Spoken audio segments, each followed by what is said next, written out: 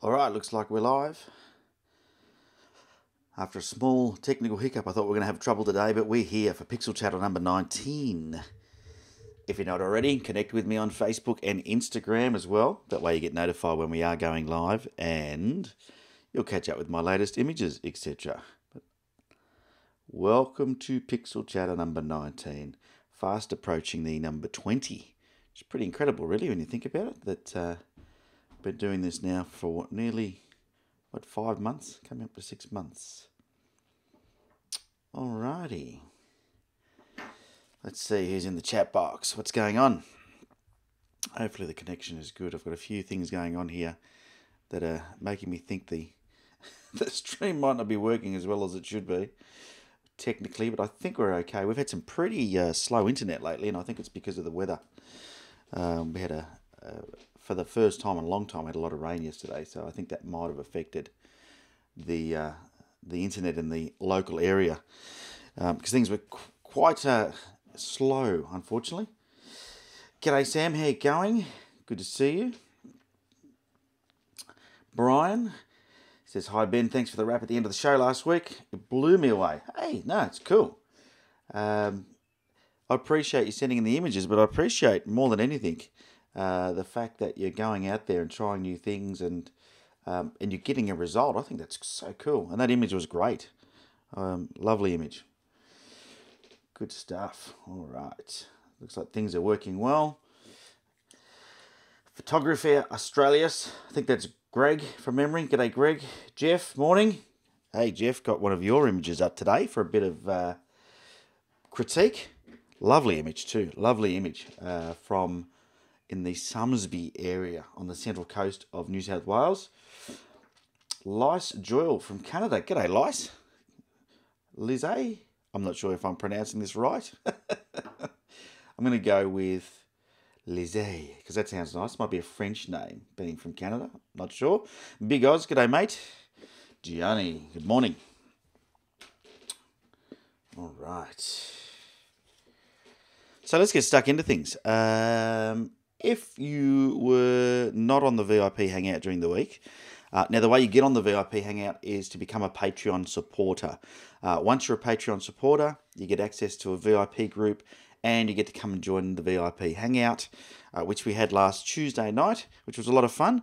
And I showed people how I go through 3 different software programs to edit an image using Lightroom, Topaz Adjust, and Photoshop.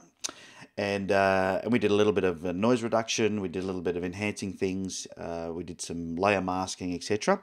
If you missed that VIP Hangout and you are a VIP, you can jump into the Patreon page and you'll have access to that. The video is up there live for Patreons.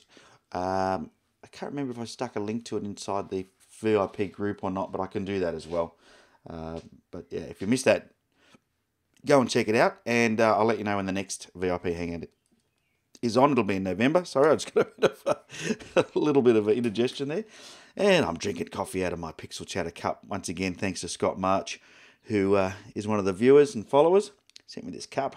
Love it. Hopefully you've got your cup of coffee charged up and you're ready for a big morning. Who else we got jumping in here? Susan, Melbourne checking in. G'day, Susan. London and the UK from... we're just going to call you Fishy. I think that's what I did last time. You've got all sorts of numbers and letters in your username. Anthony, good morning. Tim, cheers from Florida. Sunny Florida, that's good to hear. Awesome. Okay.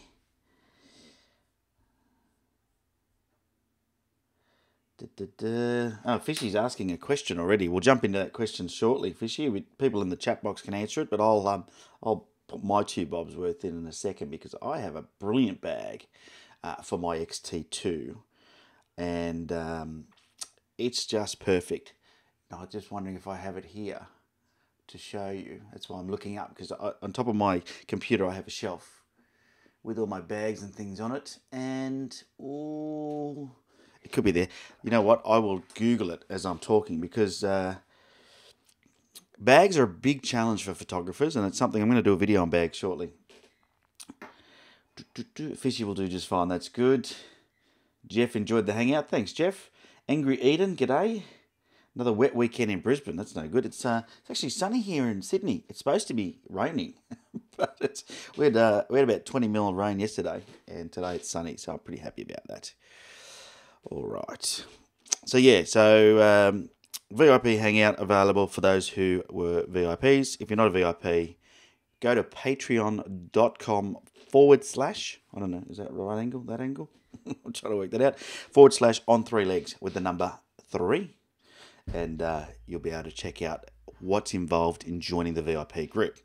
Okay, I'm going to show you a couple of things. Yeah, let's do this. I don't know if you know or not, Chance, who's now just in here from Arizona. Good morning, Chance. Chance has these great big red rocks near not too far from his house. They're in Sedona, Arizona.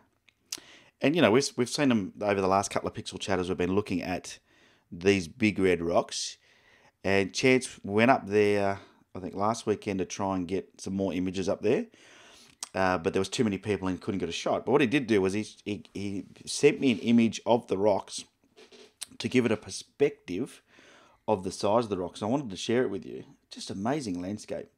Here we go. So here's the rock, and you probably think, yeah, Ben, it's just a rock. Now what I'm going to do is I'm going to zoom in because I want to show you there is a person on this rock right there. Now, hard to see because it's pixelated, but that is a person with a yellow backpack on. Let me zoom back out. Check that out. So that is that person there where my little magnifying glass is. I'll shake it around so you can see the bigger. So that, yep, okay. So that there is a person. How huge is that? Mammoth structure. So it looks like you can walk around the... this looks like there's a sediment sort of where it's settled there has made a pathway. But there you go. Thanks for sending that in, Chance. That's huge. Huge. It was bigger than I expected when I saw it. I thought, wow. Bigger than I expected. Okay. So, Fishy said it's only rained in London twice this week. That's like a good week in London. I remember landing in... I was in London. I remember flying across to Ireland, and I got picked up by a cabbie at the airport, and it was raining. And I said, "Oh, typical Irish weather." He said, "Yep, it's the 63rd day in a row." I went, my gosh, I couldn't live there. It would drive me nuts. It would drive me absolutely nuts. All right, let me just navigate back to. Let's go back to the library here. I'm just doing a couple of things here, so I can show you what I wanted to show you. Now, I've got something cool that I thought we would do for a bit of fun. As photographers, one of the things that we all like to do is peek into other people's bags. Now, you've just got to see how popular those YouTube videos are where people say, here's what's in my bag. And I don't know how long ago it was now. It was a few years ago, maybe 5 years ago. I got contacted by a guy called Mark, and Mark runs a website called ShotKit, which is pretty cool. And I'll show that now on the screen.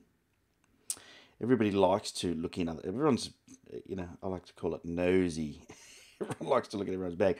Anyway, I was contacted by Mark at ShotKit, and he asked me, could I take a photo of what's in my bag and sort of explain, how I use it. Now, you'll see this picture that's up on the screen now in the middle. That was my gear at the time. So I had the Really Right Stuff tripod, but I wasn't using my big... Oh, yeah, I did have the big filter kit. You can see it on the 14 to 24 there.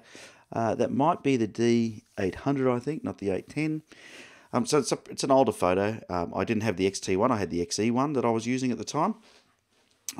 But anyway, this site here, if you jump on this site, there's a search bar up there, so you can search to see if your favourite photographer is here. Or you can just go to the photographer tab here and select something like landscape photography, which I'll do. And then it brings up all these photographers. So you can sort of go through, and there's heaps on here. He's done a really good job at getting photographers to submit a bit of info about what they shoot with and why they shoot with it.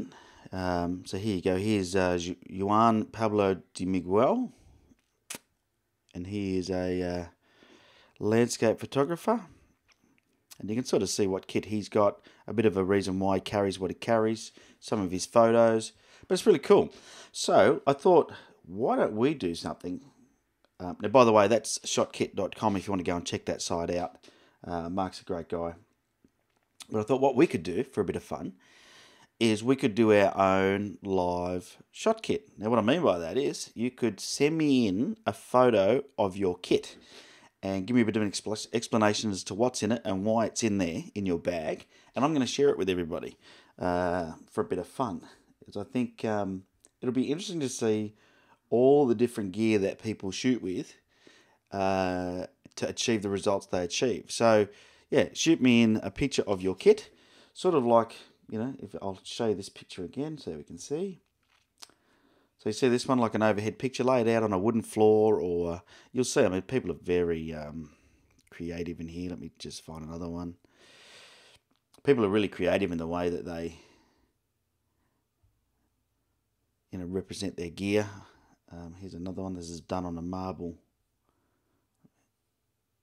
Looks like a marble floor or bench top. You know, so just lay your gear out like so, and let me find another one. We'll go back to landscape.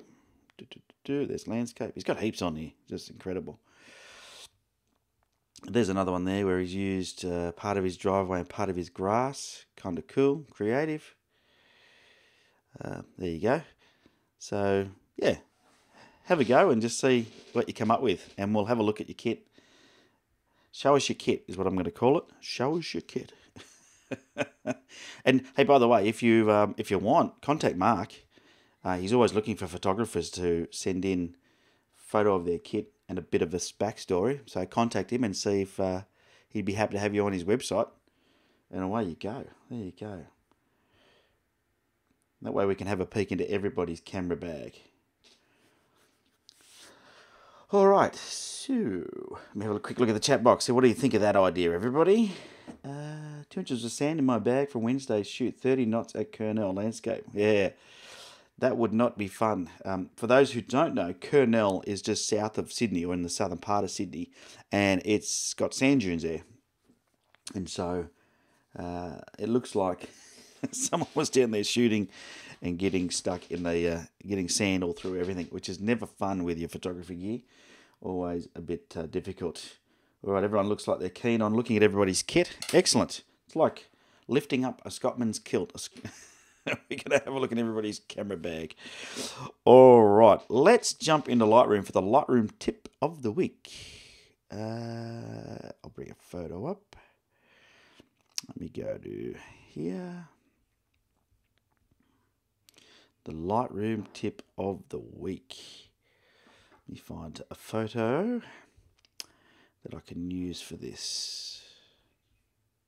There we go, let's use this one here. I think this is the one I was working on last week, can't remember. Anyway, we'll use this one.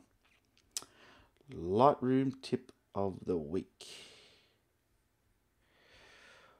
Okay.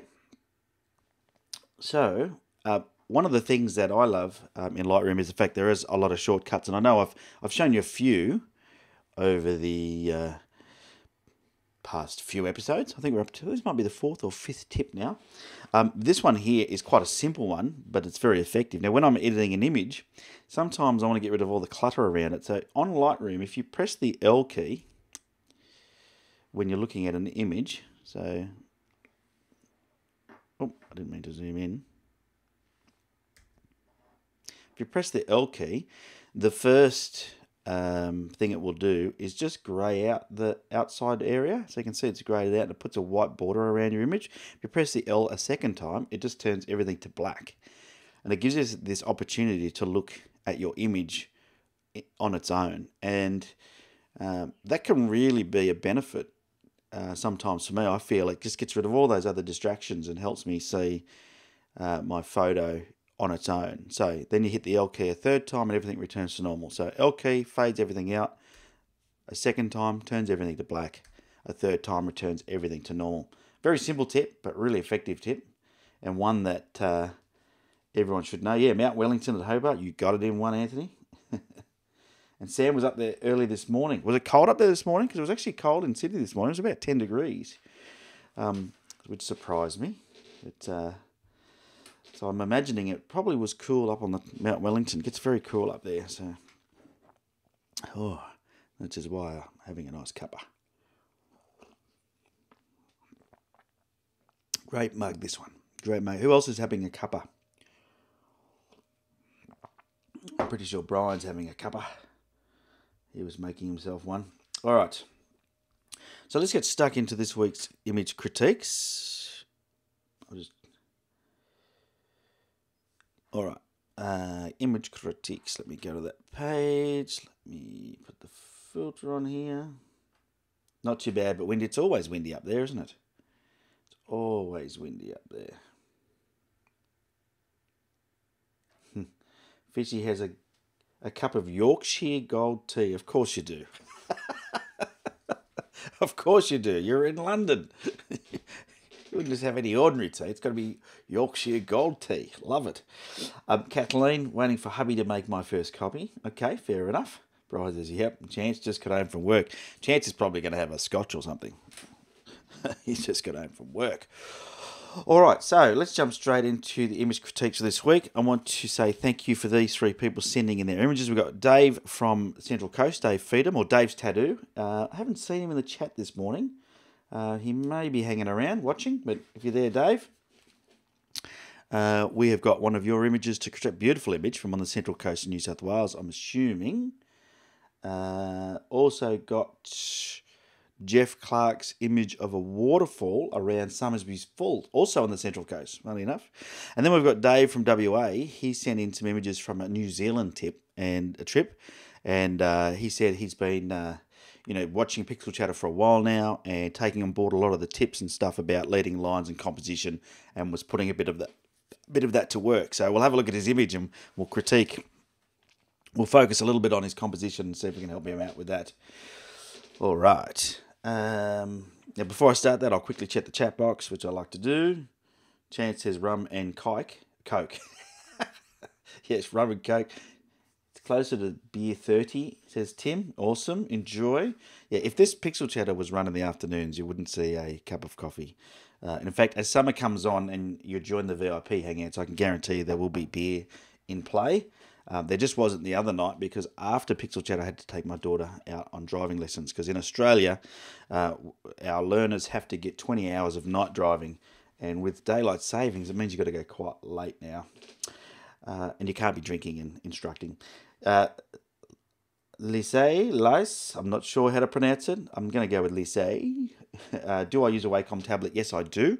I use the little, it's like the small bamboo tablet. I find it a bit too small.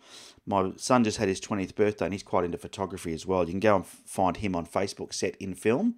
He's pretty much automotive photography, loves automotive photography. So go look at his Facebook page, Set in Film. But I just got him a Wacom tablet as a birthday present for his 20th, and I got him the medium one. And it's a much better size, I think. Much better size. Wet in Maitland, says Spanner. Wet in Maitland. What's pretty good here. All right, let's just jump straight into these image critiques. So I'm going to start off with Dave. Oh, actually, no, I'll show you all three images because I told you who they were, but I didn't show you the images, did I? Got distracted there by the chat box. Let me jump over here. Okay, so here are the three images. So you'll see Dave Tattoos on the left here of this beautiful little ferry at sunrise, I'd say, on the Central Coast. You've got Jeff Clark's waterfall in the middle, and that is from a place called Summersby Falls, or near Summersby Falls. And we'll talk about that in a second as we have a look at that one. It's a place called the Girracoo Loop Track at Gosford. And then on the right, you'll see this one is from Dave in WA, and this is a shot from New Zealand. So let's start off with Dave Feetham's from Dave Tattoo. And Dave's Tattoo is a tattoo artist up on the Central Coast who said he is moving up to Townsville in a few weeks. So he'll get a change of scenery. And we did have somebody else in the chat box from Townsville. Last week I critiqued an image, I think, I can't remember who it was now. But we do have some Townsville whether they're VIPs or not, I can't remember. But anyway, Dave, if you're heading up to Townsville, don't be afraid to shout out on the On Three Legs page or in the chat box to catch up with some local photographers and get the local knowledge. Here we go. So here we go with Dave's image. Beautiful image. quite tricky to do what he's done here, and I'm not sure how he's done it. If you can see, it looks like it's a longer exposure, and it is because of the smooth water, but the boat's nice and sharp. So one or two things are happening here. Extremely still morning, or two exposures, one for the boat, one for the water. We'll talk about that in a second, and I'll have a look a bit more. When I do these, by the way, I never ever look at these images in detail before I do this. So I don't pre-prepare. Purposely, I like to go through the critique with you. So let's have a look at the technical data, the composition, and then some of the things we could have done to make this image a little bit better, because it is lacking a couple of things that are pretty simple to fix, and we'll jump into that in a second. So technically, ISO 200, 18mm, shooting with a Nikon 5200, D5200, and the looks like it's the 18 to 35mm f1.8 lens, quite a great lens, popular lens, and shot at f9, 20 seconds. And to get 20 seconds at this time of the morning, I would say definitely has got a filter on of some sort. You can see that in the top of the sky. And Dave's not here to chime in, I don't think. I haven't seen him in the chat box. But you can see in the top of the sky, it looks like he could be using a graduated filter. And in fact, I'm almost certain of it. If you have, and this is a telltale sign, if you have a look at the mast of the boat, you can see it is quite dark, which means that the filter was probably down to around about the top of the boat. That would be my guess.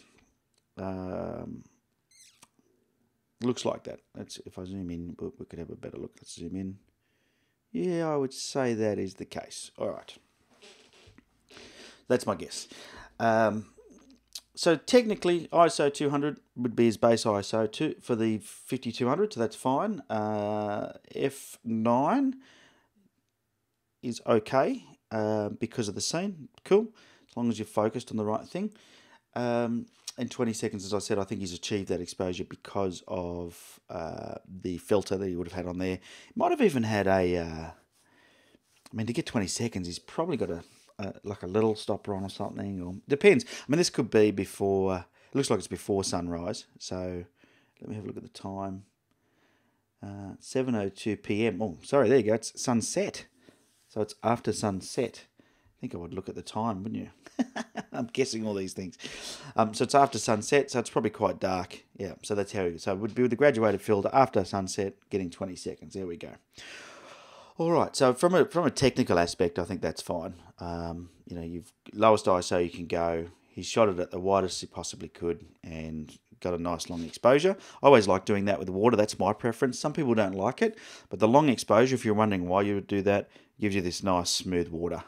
Which looks good. The challenge when you're shooting long exposure with something like a boat in it, if we zoom in, is that if this boat was to be rocking at all, it wouldn't be in focus. And that's what I'm saying. He's got it. He's been extremely lucky that it's been calm and the boat has not been moving, because you can see the writing here is nice and sharp. That's one possibility. Or he's taken two exposures and he's brought the boat in afterwards, and it doesn't look like that has been done. Unless he's extremely good at selections in Photoshop. No, I doubt that's what's happened. I'd say this boat was just so still that he's been able to manage a 20-second exposure and keep it sharp, would be my guess.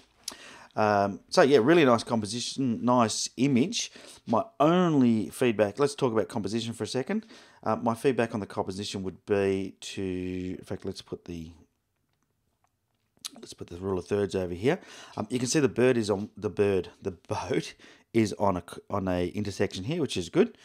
And that is what you want to do. My only feedback is I would have probably shifted to the right a little bit, just to move the boat a bit further into the shot. There's nothing over here that you need to be grabbing. The color sort of starts a little bit into the image.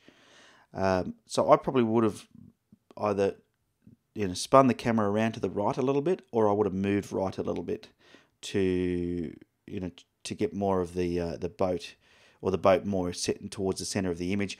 In fact, I probably would have stayed where he is, because I love the angle of the boat. Now, having said that, once again, I wasn't there. I don't know what's over to the right, so it's difficult for me to know. The other trick with composition, and this is really a cool thing to know, if you want to separate your subject from the background, you can move up or down. Now, in this image here, I can't show you because it's taken. But if you can imagine, if your camera was higher, the boat drops down in relation to the horizon.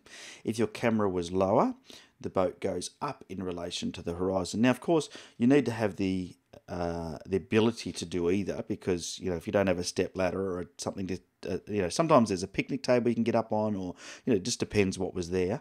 I know some photographers have a four-wheel drive and they have a nice big rack on top of their four-wheel drive, so they can do just that, so they can get up high if they want to. And in this case, if you got up high, you would have captured more of the colour on the water. You would have separated this boat's roof from the horizon. Now, I always look at these kind of things. I probably would have ducked down just a little bit, and the reason I would have done that was just to separate this roof from the horizon, just a tad. And I know that's being picky, but they're the sort of things that I look out for when I'm taking a photo. But otherwise, it's a great photo, good composition, lovely colours, etc. The only thing I would change is just get the boat in probably so the bow of the boat was about here. So I'm not talking about much at all, but it'll just give it a little bit more breathing space on the right hand side here. That would be my only feedback.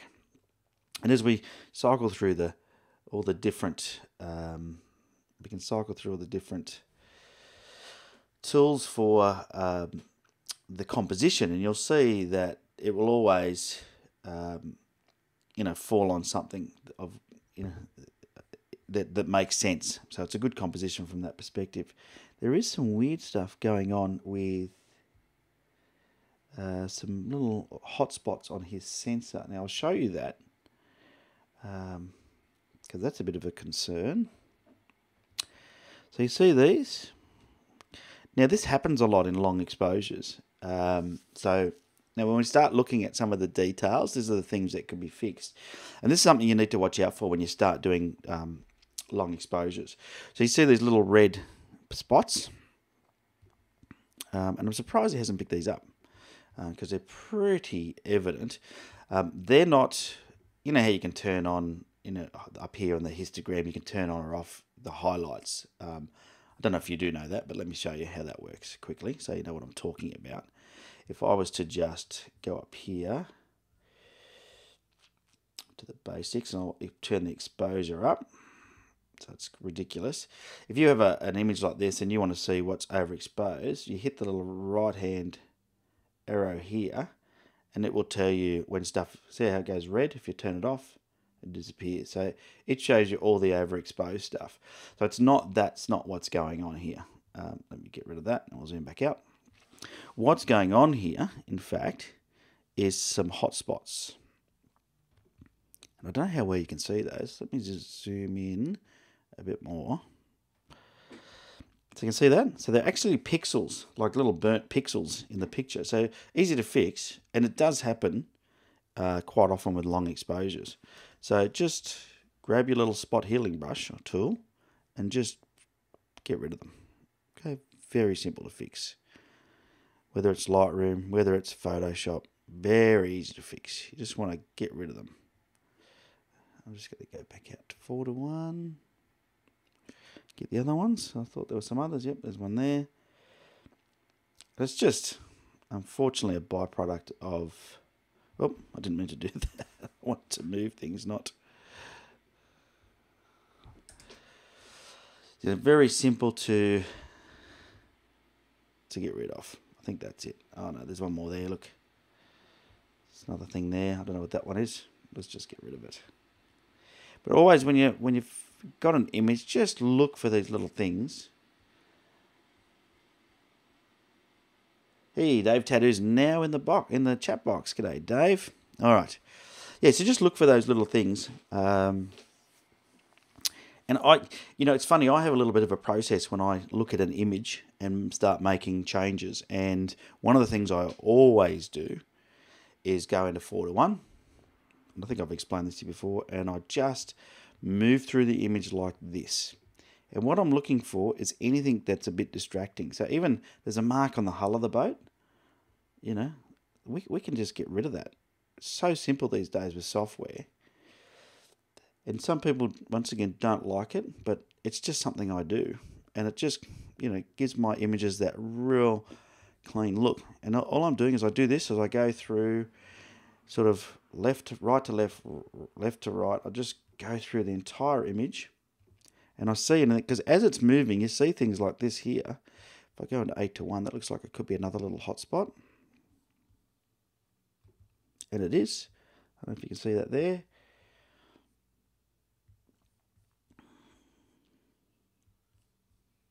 So I would just go in there and remove it. No big deal. Done. Oh, I can see another one there too. Look at that one. See up here? It's going to be a bit harder to remove with the spot healing brush, but let's see if we can do it. Because it's right on the banister. Yeah. Oh, wow. Lightroom just impresses me all the time. Look at that. So there's something else on the, once again, another one here on this post. And these are little things, but, it's going to make a big difference on your final image as you go through. Let me go back to 4:1 so it's easier for you to see. Okay, and then I come up here and then I do the same thing. Let's go right to left now. Just moving through the image, having a look. I can see a spot on this little thing here. Done. There's another hot spot there. Look at that. Your sensor's got quite a few of them, Dave. Let's have a look up there. See that there? That red dot. Or maybe not. Maybe that's a light in the distance. I'm not sure. It looks like a hot spot to me, because that looks like it's part of the boat. Hard to see, And I just see these little things here, and these are definitely hot pixels. Just get rid of them. If it doesn't make sense, just get rid of it. If you're wondering whether they're a light or a hot pixel, by the way, a light will always do this in the water. See this reflection? You'll notice that here there's nothing. Here there's nothing. Here you'll see the reflection. So if you've got water in your shot, easy to see if it's a hot pixel or if it's actually a light in the distance. I would probably do something with that flaring, but we'll leave that for now. We'll look at that at 100%. Some lights up here. You could get rid of those, because I never remove a light if there's a reflection. I like that effect. But these ones up here on the horizon, I would just get rid of those. Once again, if it's not adding anything to the image, just remove it. Oh, look, Lightroom screwed that one up for me. Just remove it, even if you do something like that. Just go through and get rid of anything that doesn't make sense. Just remove it. There we go.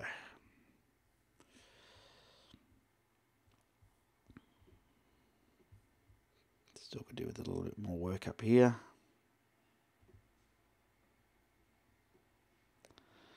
And what? There we go. Let's just get rid of this one here. That looks like it's still got a bit of a hot pixel there. All right.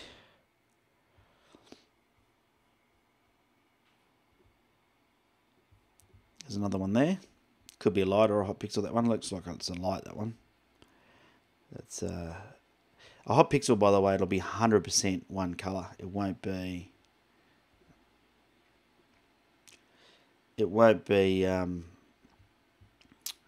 faded, sort of. It won't be opaque.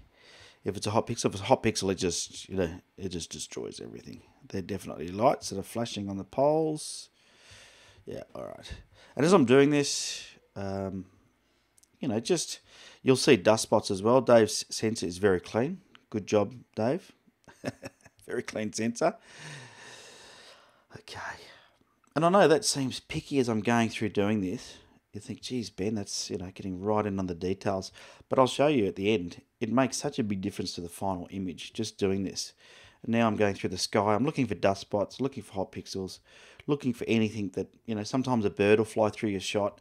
And if you've got a longer exposure, it'll just be a blurry mark, like a smudge. And you've got to decide, do you want a smudge in your photo? I don't. So, as you can see, looking pretty good. Bit of noise in the sky. We could do some noise reduction on that in Photoshop. I won't do that today. But always, check things like that out, because it's very easy to remove noise in the sky using Photoshop and some layers. So I'm doing this at 8:1. I'll go back to 4:1 so it's a bit quicker. There we go. There we go. Let's do the top row. Oops, so I can see something there. I don't know what it is. Don't like it. I'm just going to get rid of it. Just straight away I can see a mark. Just get rid of it.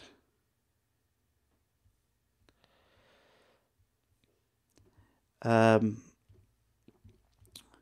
Kathleen has asked me, do I recommend this before any other adjustments? Typically, no. I do this after I do my all my adjustments of colour and stuff. This photo's already been processed. So, yeah, I would do my spot removal afterwards, simply because that just, it's a good order to do it in. Now, let's just have a look at the before and the after. Oop. No, I didn't increase the rating. I pressed the wrong button. There we go. So this is before. So just have a look. You'll see the hot spots in front of the boat. Have a look at the horizon where, just in front of the cabin of the boat where I removed a few of those lights. And this is after. So you can see it's a very subtle difference, but it's a difference. So here's before. Have a look at the horizon on the left-hand side. I'll show you with my mouse. Get this big mouse cursor going. See there? Just those two little dots. Watch after. Watch what happens. Okay? Subtle difference, but it can make such a big difference to the overall image.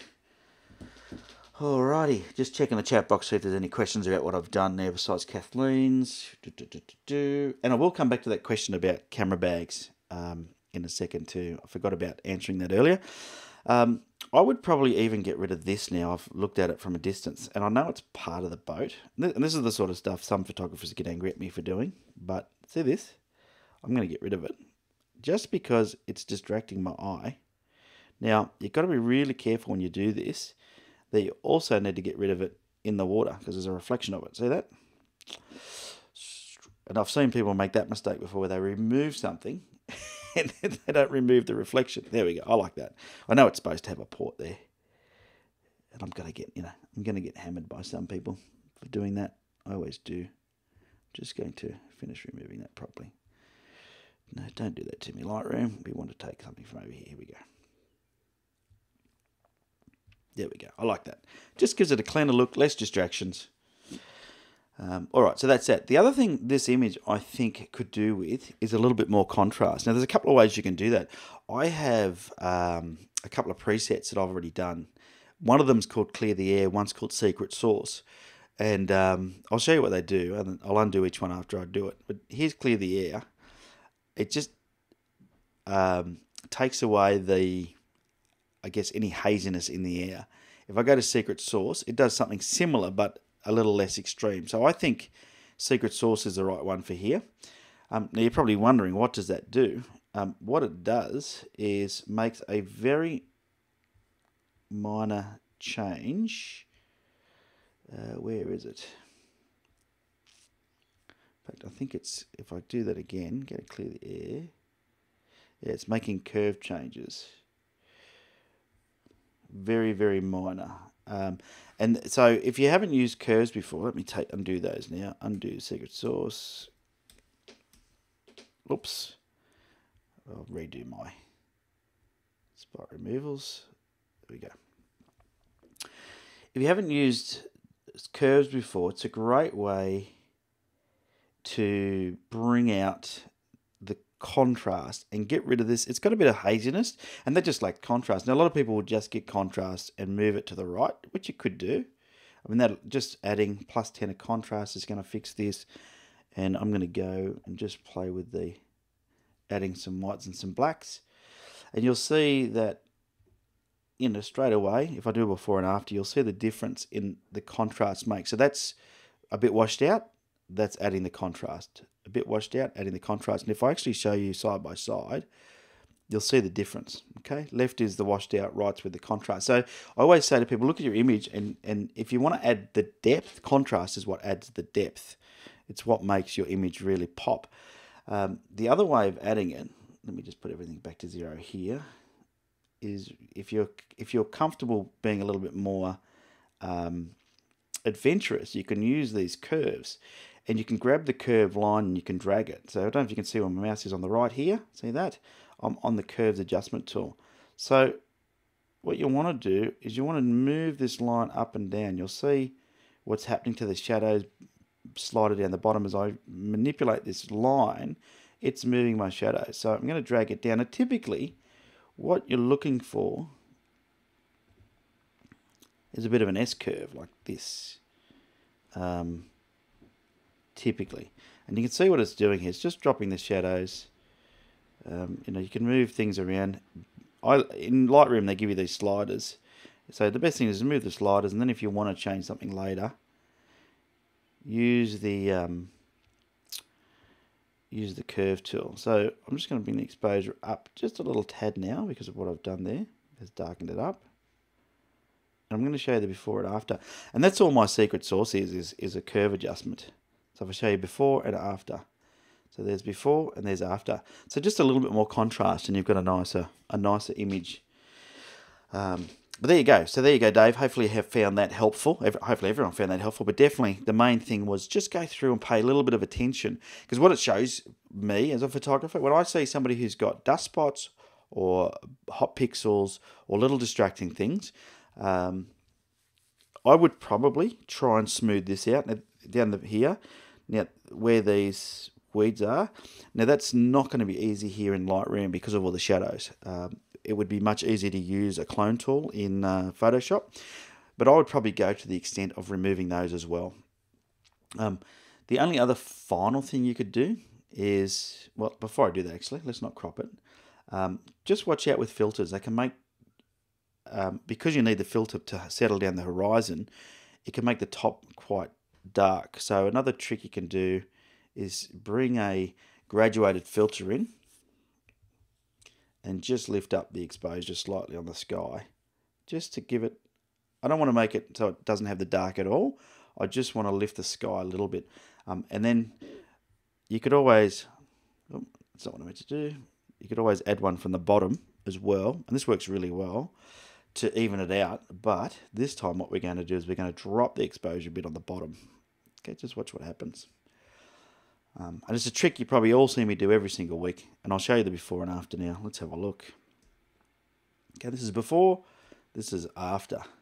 Okay, before, after.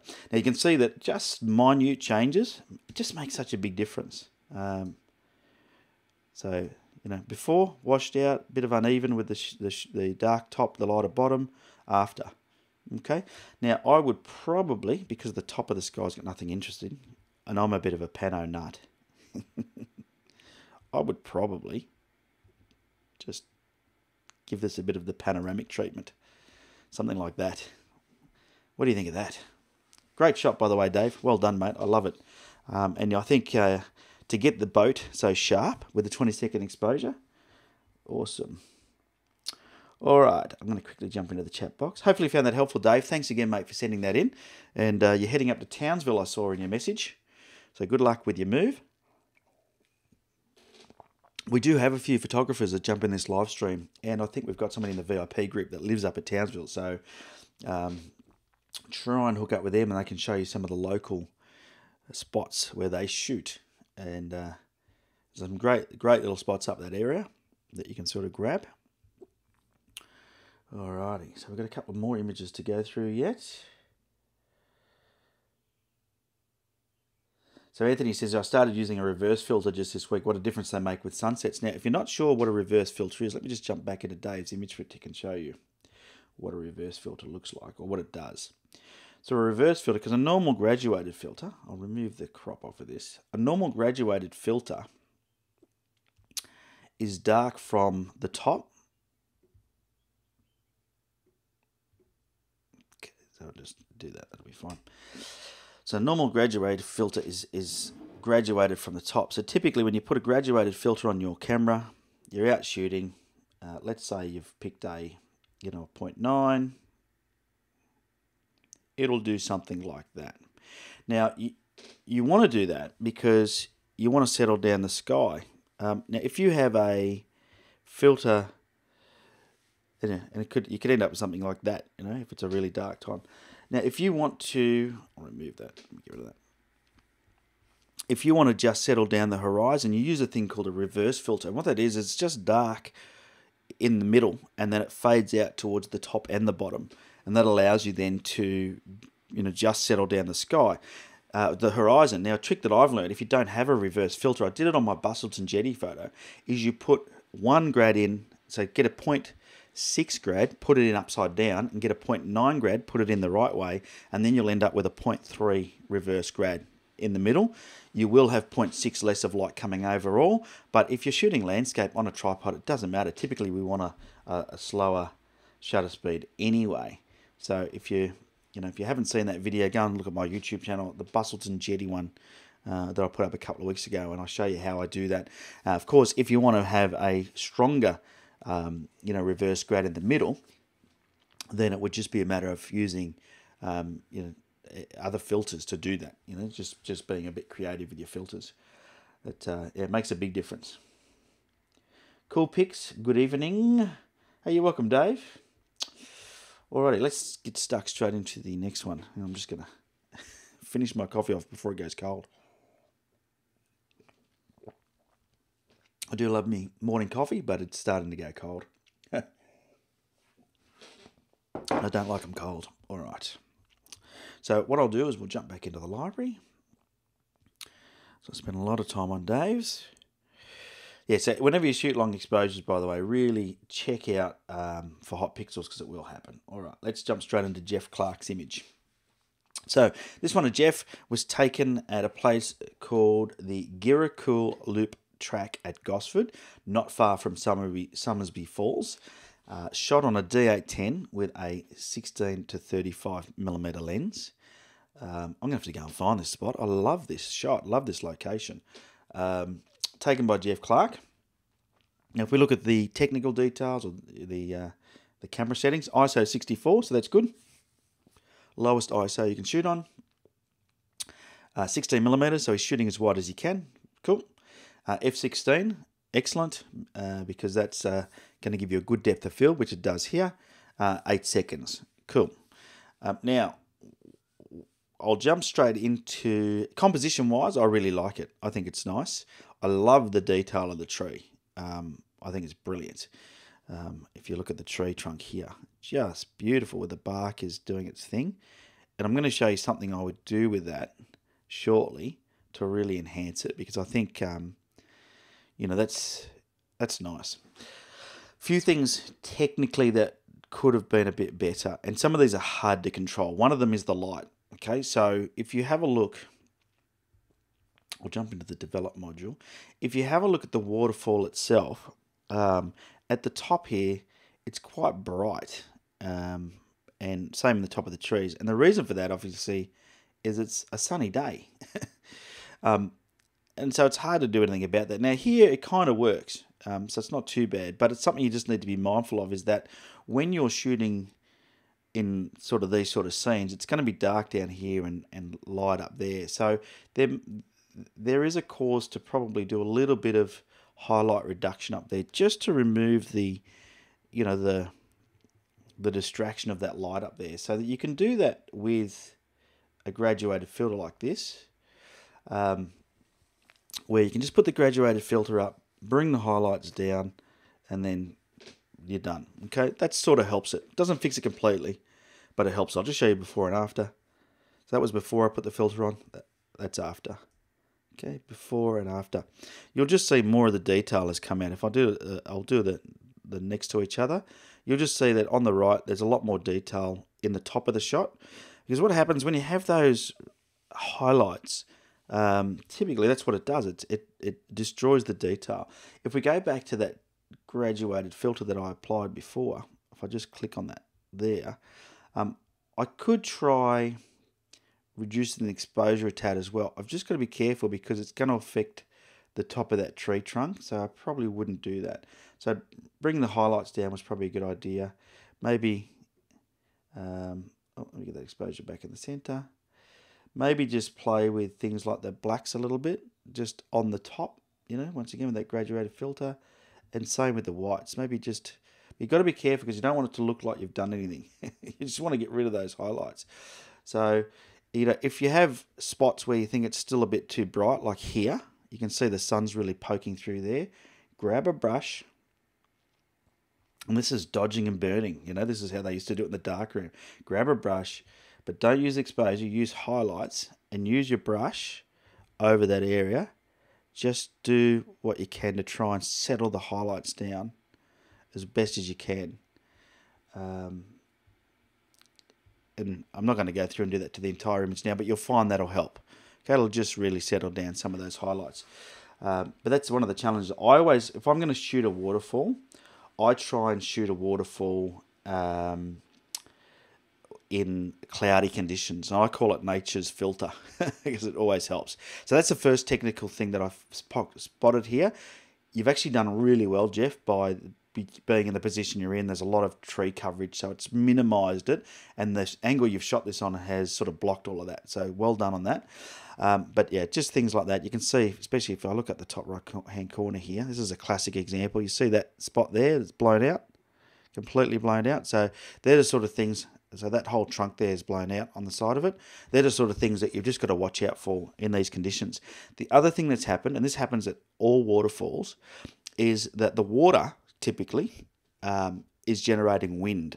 So even on a very calm day, the waterfall will be moving the foliage around.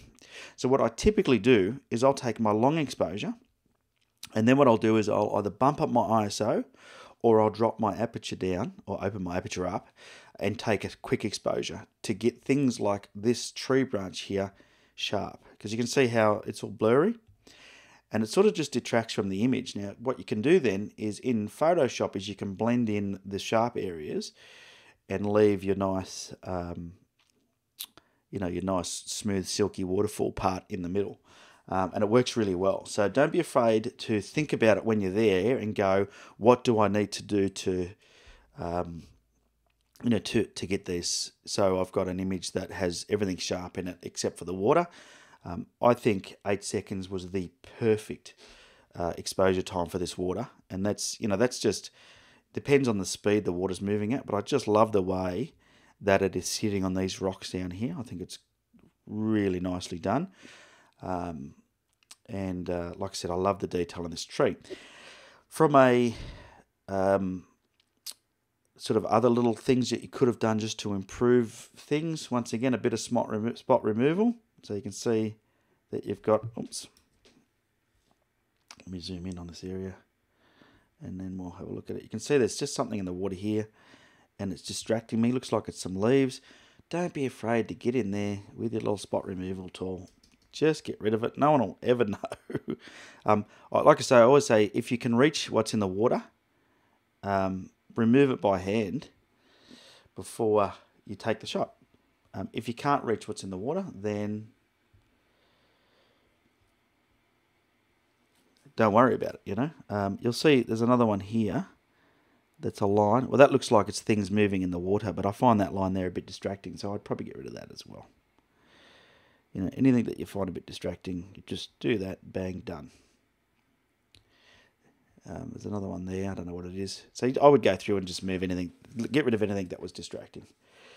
Now, this image could really do with a couple of tricks.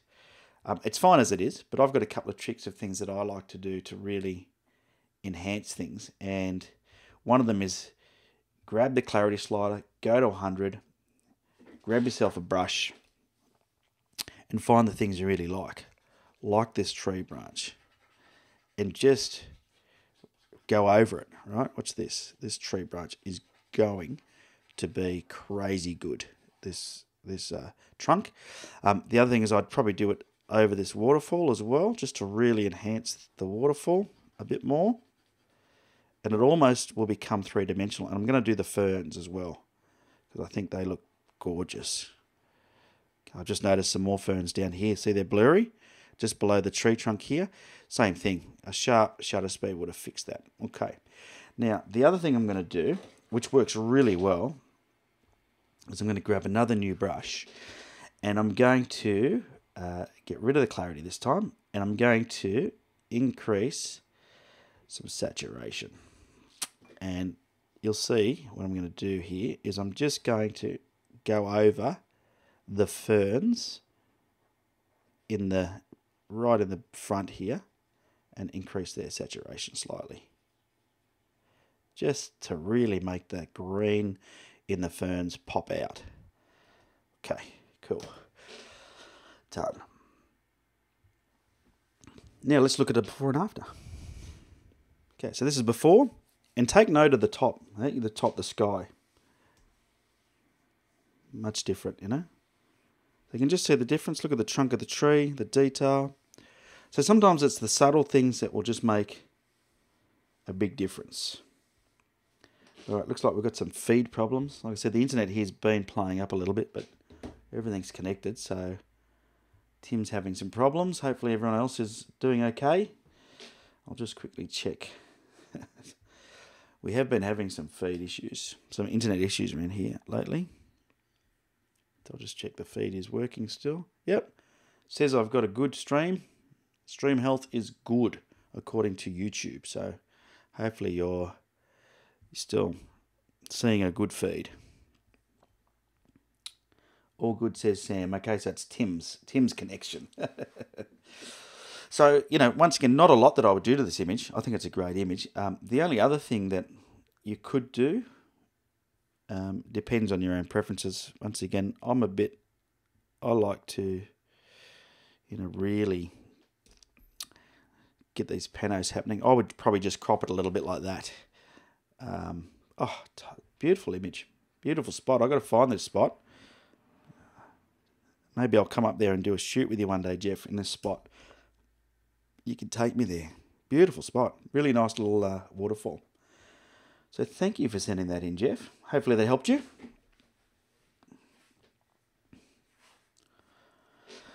Alrighty.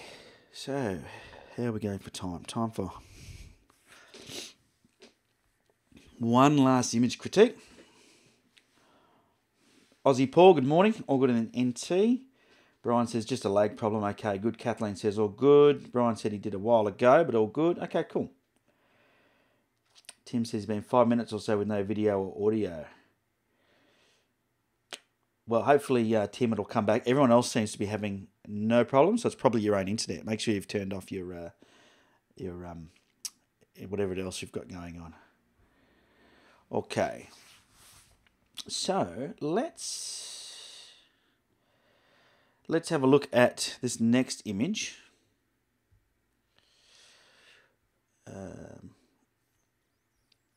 Quickly, as we're running out of time, but I'll jump into this next image.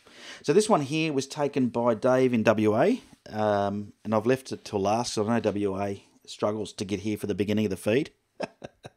I've just said that as I've noticed Andrew Mars jumped in. G'day, Andrew. Good morning from the west. There you go.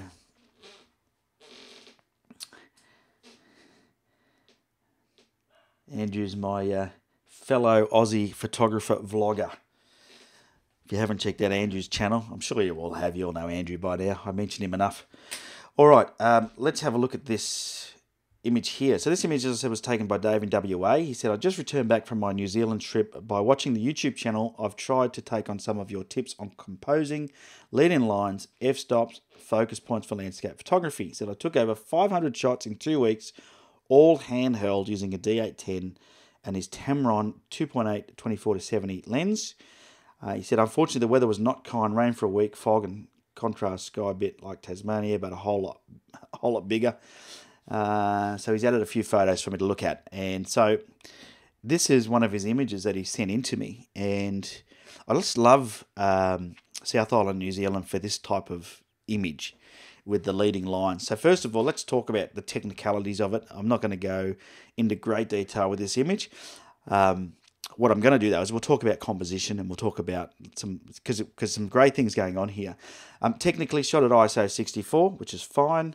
It's the lowest ISO, 70mm, f8, 160th of a second. In this image here, you'll see technically what's going on. One of the challenges is down here. Oh, let me see if I can show you that. Come on, Lightroom, behave. You'll see that the bottom right-hand corner out of focus. Now, the reason for that is because you are shooting a very deep landscape at f8. I would have probably gone to f11, maybe f13. And if you needed to, you can then increase your ISO to maybe ISO 200. And you won't see any noise in an image like this. Even at ISO 400, you'll still be okay. Because you're shooting handheld, you need to make sure your shutter speed stays above your focal length. So here, your focal length is 70 millimeters. So your shutter speed needs to be 1/70th or higher. Now I like to double it if I'm hand holding, just to be sure. So to maintain your 1/160th of a second, which is what I would have recommended, if you went from f8 to f13, then you're going to need to increase your ISO to ISO 400 to bring it back to 1/160th of a second. Now that's just the way it works. All three things are connected together: ISO, shutter speed, and aperture. And the best way to sort of look at that is when you take a shot, and you move your aperture or you move your shutter speed, if you're in shutter priority or if you're in aperture priority, you'll see the camera will make the adjustments for you. And so in this instance here, I would have just shot aperture priority, and I would have gone F whatever, 13. I would have looked at my shutter speed and gone, oh, a bit slow, and I want to get at least double my focal length to make sure I'm sharp because I'm handheld. And then all you've got to do is just bring your ISO up until your shutter speed equals double or more of your focal length. So you don't need to know and understand how it works when you start doubling ISOs or increasing shutter speeds or apertures. Just look at the settings. Just know that if you're going to shoot at 70mm handheld, that you want at least 1/140th of a second or higher. Or faster. Now, of course, you won't get 1/140th of a second, you'll get 1/60th of a second. So just a tip for you, and that way you'll get everything in focus. It's not a big problem, but here you can see the foreground's just not in focus. And to me, that doesn't wreck it, but it's not adding to it. So let's jump into the develop module quickly. From a compositional point of view, I love the leading lines. Just love these leading lines of the fence and the road. I'm a big fan of bringing the leading lines in from the corners, which you've done with the fence. But I'm going to crop it up just a little bit to get rid of that blurry part there. I think that will solve some of your foreground issues, not all of them. But there you go. The other thing is my eye wants to see what's to the left. So in this image, what I probably would have done is, and it's hard to know, I probably would have moved a bit more to the left and not had this mountain peak, but focused more on this mountain peak here. I'm not sure where this is, but it might be Mount Cook, I think, or it's one of the glaciers up there somewhere. Or I would have moved more to the right and down here. Let me just get my mouse to work. Down here somewhere. So I'd get this leading line of the road still going up in towards this mountain. I'd still have the fence because I'd be standing in between the road and the fence, but I would get a lot more of this mountain in as well. But it's hard to know. I wasn't there, so I can't really know. I think it's pretty good, but this mountain is just too close to the edge of the frame, and that detracts from the image. I'll show you what happens if you, because the human brain is a very curious beast. It wants to know what the rest of the image looks like, and it does its best to try and work out what it is. But if you don't have things on those intersections, I'm just trying to work out how to get some of this mountain on the intersections of the rule of thirds. So if I put the rule of thirds back up, you'll see the intersections have nothing on them. So and that's a bit of a challenge. I'm just trying to, let's do this. I'm going to really crop it fairly tightly here compared to what it was. And I know it's not going to simulate moving 100% into a different position, but it's going to give us a bit of an idea. Just move that box to there. Okay. So that gives you a bit of an idea of what I'm talking about. Now, of course, standing here, down here, would make it totally different. But you can see by getting rid of that mountain and just having this one, it actually works quite well. And that's because what I've done is I've moved that mountain onto this rule of thirds mark here. And I'll do it even more so, just so you can see how that affects things. Once again, I've still got the leading line. I've got the road going off here. Looks nice. I've got the fence coming in. I've got the mountain in the distance. It just looks a bit more appealing to the eye. So when it comes to composition, just keep those things in mind. Like if I undo the, get that mountain back in on the left, you'll see just, unfortunately, when you put a mountain so close to the edge of a frame like that, when you've got nothing on the intersection, so once again, there's nothing on those intersections, it just loses something. It just makes it a bit difficult. Still a nice image, don't get me wrong, but it's from a compositional point of view, that's what I would have done just to improve that. All right, There we go. Hopefully that's helped you. Otherwise, yeah, good on you for taking on the tips and having a crack. I have got 2 more of your images that I'm going to critique over the next few weeks as well that you sent me in, Dave. So, and some good shots, mate. Lovely location. And if you took 500 shots, I'm guaranteeing you've got some absolute stunners in there that I can't wait to see. Even if the weather's never good in these places when you want them to be. But sometimes the weather in these places not being great can help you. I know when I was in Tassie and I had a bit of rotten weather, you just got to make the best of it and use it to your advantage as you're shooting. Alrighty, so as we wrap the show up, feel free to share your social media in the chat box with everybody else so they can follow you. Here's mine. I'm on Facebook and Instagram pretty actively, so don't be afraid to follow me there. I'd love to connect with you there. If you haven't already... just accidentally opened up something on my computer I don't want to open up. Yeah, and if you haven't already, go and check out the Patreon page, patreon.com/on3legs. We've got the VIP group going on, very important photographers. That's what VIP stands for.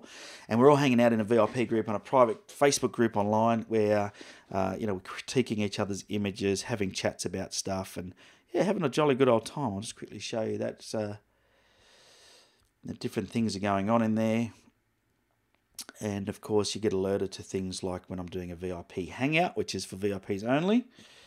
In fact, one of the images that was shared there during the week was Tommy's image when he was over here in staying over and took this photo at Nora Head. Beautiful sunrise in your head there. Yeah, you can see people just sharing images in there, getting feedback.